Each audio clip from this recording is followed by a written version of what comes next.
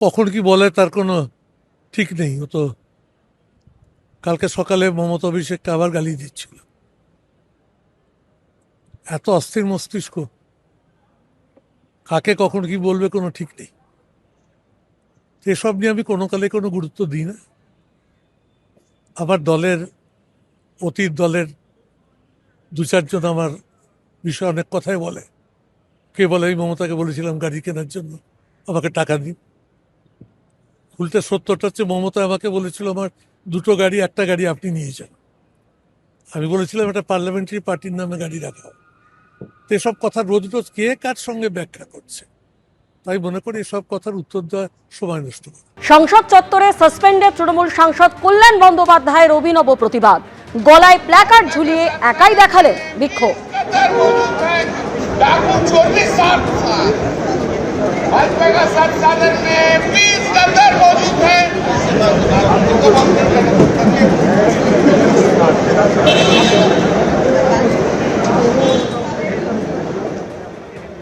কখন কি বলে তার কোনো ঠিক নেই। ও তো কালকে সকালে মমতা অভিষেককে আবার গালি দিচ্ছিল। এত অস্থির মস্তিষ্ক, কাকে কখন কি বলবে কোনো ঠিক নেই। এসব নিয়ে আমি কোনো কালে কোনো গুরুত্ব দিই না। আবার অতীত দলের দু চারজন আমার বিষয়ে অনেক কথাই বলে। কে বলে আমি মমতাকে বলেছিলাম গাড়ি কেনার জন্য আমাকে টাকা দিন। উল্টে সত্যটা হচ্ছে মমতা আমাকে বলেছিল আমার দুটো গাড়ি, একটা গাড়ি আপনি নিয়ে যান। আমি বলেছিলাম এটা পার্লামেন্টারি পার্টির নামে গাড়ি রাখা হবে।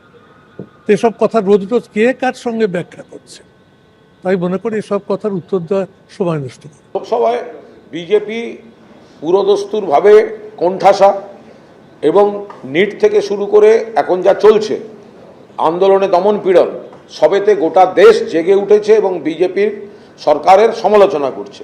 সেখানে তারা কখনো বিরোধীদের ভাঙতে চাইছে, কখনো বিরোধীদের কণ্ঠরোধ করতে চাইছে। কল্যাণ ব্যানার্জিকে সাসপেন্ড করেছে, তারপরেও তো কল্যাণ ব্যানার্জি আজকে একক শক্তিতে লড়ে গেছে। তৃণমূল তো নেই, তৃণমূল নির্মূল হয়ে গেছে। কতগুলো টুকরোতে ভাগ হয়েছে এবং আরো কত টুকরো হবে সেটা সময়ের অপেক্ষা।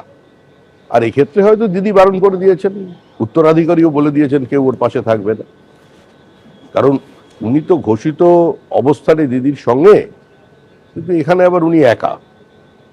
সিপিএম কংগ্রেস চলে এলো, সিপিএম কংগ্রেস তৃণমূল এক, ওনার পাশে কেউ নেই দলের লোক। তার মানেটা কি? কোনো জায়গা থেকে বারণ আছে, মানে আবার তৃণমূল ভাঙে।